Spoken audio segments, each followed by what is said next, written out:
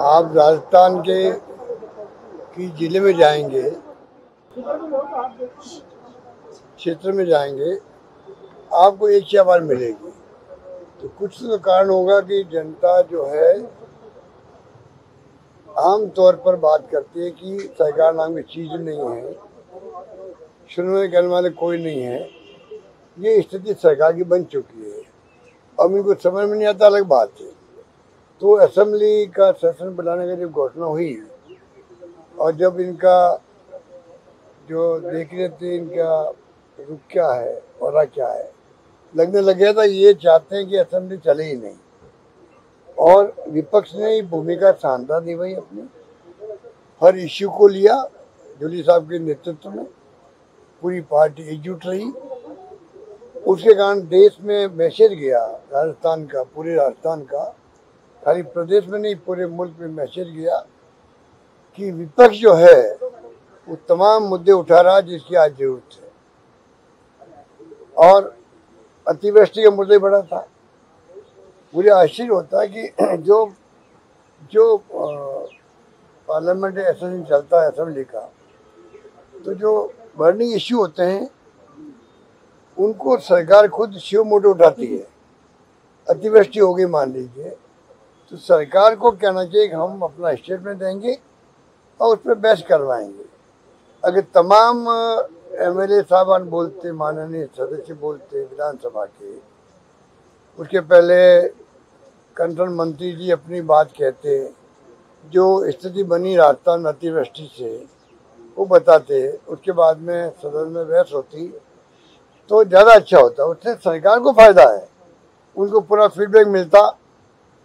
उसके आधार पर गिरदावरी, स्पेशल गिरदावरी होनी है, किसी को राहत देनी है तत्काल या किसी के लिए सर्वे करवाना बाकी है। अलग अलग जिलों की अलग अलग स्थिति है, पर स्थिति अजीब सी बन गई है। उसके लिए भी सरकार तैयार नहीं है। तो आप सोच सकते हो कि सरकार की मंशा क्या है। बाकी तो बेरोजगारी बहुत भयंकर है। वो राइजिंग राजस्थान कितना बड़ा एक फैनफेयर कर दिया पूरा दुनिया के अंदर, देश के अंदर। पता नहीं कौन सी इवेंट होने जा रही, कितना इन्वेस्टमेंट आएगा। रोजगार तो मिल नहीं रहा लोगों को, और इन्वेस्टमेंट आ कहाँ रहा है। तो बातें कई तरह कहने की है।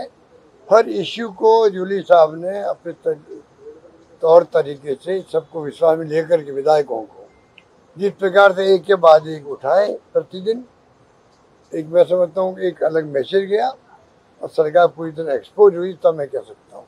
आज निष्ठा का मामला उठाया नेता, और आपका जो ये निष्ठा वाली बात है, ये बहुत इम्पोर्टेंट बात है। पार्लियामेंट में भी और असेंबली में भी कैमरे लगे हुए हैं। जो आप देखते हैं कि जो लाइव होता है यूट्यूब से, जिससे भी होता है, वो कैमरे लगे हुए हैं, उसमें किसी को एतराज नहीं है। ये जो कैमरे लगे राजस्थान के असेंबली के, एक्स्ट्रा कैमरे लगा दिए, जिससे कि विपक्ष के सदस्यों आपस में क्या बात कर रहे हैं, सदन एडजर्न हो गया तब क्या बातें होती हैं, तमाम बातों का रिकॉर्ड करना चाहते हैं, जो बहुत ही गलत है। सदन की एक सेंटिटी अलग है। सदन में कोई बोलता है माननीय विधायक, उसको प्रोटेक्शन भी है, और सदन के बाहर बोलता है तो वो अपनी बात कह सकता है। उसका भाई मीडिया वाले जजमेंट करते हैं या कोई आपस में आरोप लगाओ, प्रत्यारोप लगाओ, अलग बात है। पर सदन के बाहर बोलना, और असेंबली चल नहीं रही, एडजर्न हो गई है, ये दो चार सारी बोले थे। अब उनके मुझे क्या बात, उन्होंने खुद ने कहा एक जुमला था या क्या कहते हैं उसको, मुहावरा था, और मैं बोल गया। उसको इश्यू बना के 1 घंटा बहस करवा दी उनके एब्सेंस के अंदर। एक इतना सीनियर एमएलए थे, वो एमएलए हैं, पीसीसी प्रेसिडेंट हैं, 1 घंटा उनकी एब्सेंस में बहस करवाओ, और क्या क्या मेंबर ने कमेंट किए आप सोच सकते हो। और फिर क्या कमेंट कर दिए खुद ने, स्पीकर ने। अभी तक उस कमेंट को हटा नहीं पा रहे हैं। तो ये जो माहौल बना रहे हैं, ये पक्ष विपक्ष में तो दूरियां बढ़ा रहे हैं। जबकि लोकतंत्र में एक हद तक आलोचना जम के सुने सत्ता पक्ष, आलोचना जम के करे विपक्ष, जिसे फायदा है पब्लिक को, ये सब ठीक है, पर सीमा पार नहीं होनी चाहिए। इस प्रकार का बहस करवा के उन्होंने सीमा पार करी और मैं समझता हूँ कि वो अच्छी परंपरा नहीं है। अब जो कैमरा लगाए हैं ये तो जांच होनी चाहिए, जांच होनी चाहिए। क्या कैमरे लगा सकते हैं? क्या कैमरे स्पीकर के आदेश से लग सकते हैं क्या? बिना जो असेंबली है उनके खुद के कायदे कानून होते हैं, क्या उससे हटके आपने लगवाए हैं? ये कैसे लगवाए आपने? सही जवाब देने के लिए वो तैयार नहीं है। स्पीकर साहब भी या जो नेता आपके जो मंत्री जी हैं पार्लियामेंट अफेयर के, ये भी बातों बदलते जा रहे हैं, कभी कुछ कहते हैं कभी कुछ कहते हैं, तो ये बिल्कुल गलत बात है। मैं समझता हूँ कि ये जांच होनी चाहिए। बहुत भयंकर रिएक्शन है विपक्ष के अंदर, हमारे माननीय विधायकों के अंदर। नेता प्रतिपक्ष ने अच्छे ढंग से उनको सदन के सामने रखा है और सरकार को भी गंभीरता से लेना चाहिए इस बात को। मेरा मानना है ये परंपराएं जो पैदा हो रही है राजस्थान में, ये उचित नहीं कह सकते। क्या आपको लगता है कि अगले सत्र से पहले ये कैमरे हट जाएंगे इस विरोध के बाद? ये तो पता पहले कैसे कर सकते हैं? भविष्यवाणी करें क्या? नहीं, उम्मीद है क्या? उम्मीद भविष्यवाणी थोड़ी कर सकते हैं। उम्मीद तो बिना कायम। इनसे क्या उम्मीद करें? इनके जो तौर तरीके देश में चल रहे हैं, देश में पूरा ध्रुवीकरण कर रखा है, जुडिशरी दबाव में, चुनाव आयोग दबाव में। जो राहुल गांधी जी बार बार बोलते हैं वोट चोरी क्यों बोलते हैं, वो दबाव के अंदर काम कर रहा है। और एजेंसी आपको मालूम है, इनकम टैक्स हो चाहे वो CBI हो या ED हो, उनके तमाशे अलग हैं। ये बात हम कई बार कह चुके हैं। तो इनसे क्या उम्मीद करेंगे, भविष्य में क्या करेंगे? पर दबाव देने में विपक्ष ने कोई कमी नहीं रखी, तब मैं कह सकता हूँ। अब देखते हैं ये क्या करते हैं। हो सकता है जूली साहब निर्णय करे इसको हम आगे कैसे बढ़ाएं। ये नेता सदन के हैं, उनके ऊपर हमने समझना छोड़ रखा है। इस पूरे सदन में आप खुद अजमेर जाके देख के आए, क्या सिचुएशन है ग्राउंड पे, और आपके बाकी MLA भी हैं, तो ये फ्लड्स की वजह से आपको क्या लग रहा है कि सरकार का रिस्पांस एडिक्वेट, मतलब सही है, वो राहत पहुंचा पा रहे कि नहीं? क्योंकि किसान बहुत परेशान है अभी झालावाड़ में, सब प्रदेश का अलग आप खुद ग्राउंड पे देखिए, वो जो आपने कहा अतिवृष्टि कई बार आती है, कई जिलों में आती है, हम लोग जाते भी है, सब लोग जाते हैं। मैं इसलिए भी गया कि वो जो बांध बना हुआ है वो की दीवार अचानक टूट गई, तो जो एरिया है उनको इतना विश्वास नहीं था कि बरसात तो इतनी बरसात हो रही थी, इतनी नहीं हो रही थी, घरों में पानी भर जाएगा अचानक। पानी वो आया बांध का, तो इस स्थिति को अलग ढंग से लेना चाहिए था, वो नहीं लिया गया। स्पीकर साहब जाके आए, घंटे भर घूम के आ गए, अलग बात है। पर वहाँ शिकायत उनकी भी करी हमारे सामने। हमने कोई आरोप नहीं लगाया स्पीकर साहब पे या मुख्यमंत्री पे, दोनों से मैंने बातचीत करी। भाई यहाँ के लोग ये बातें कह रहे हैं, मैं आया हूँ और मैंने महसूस किया कि आप इसको स्पेशल केस समझें, ये मामूली केस नहीं है, क्योंकि लोगों की आंखों में आंसू मैंने से कहीं देखे ही नहीं।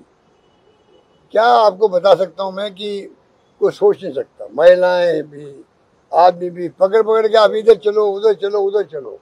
डिप्टी CM दिया गोयल जी गई थी और मैंने रिपोर्टिंग पढ़ी अखबार के अंदर, वही उनके साथ में हुआ। इतने लोग गुस्से में भी है, दुखी भी हैं, परेशान भी है और चिंतित भी है। वो हालात उस इलाके में बने हुए हैं।